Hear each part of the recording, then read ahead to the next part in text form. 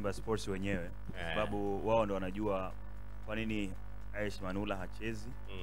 Wanajua kwa nini Aishi Manula hayupo ndani ya timu yao.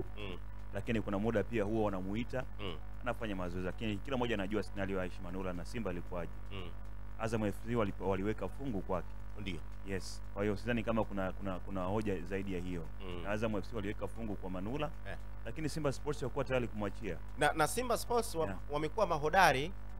Club zina kama unavyosema, klabu wanatuma ofa, lakini Simba ni mahodari wa kuchomoa ofa hizo.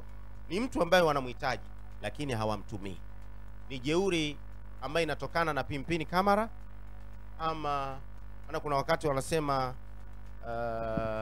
ukipata kipya cha zamani usikisahau. Wakaenda mbali zaidi wakasema kipya kinyemi. Mwewe kusikia hii. Inawezekana umuhimu wa pimpini na watia jeuri Simba Sports Club kiasi ambacho Manula kwa sasa wamuone si lolote si chochote, lakini huyu ndio Manula tunayemjua sisi tukimkumbuka kwa matukio mengi.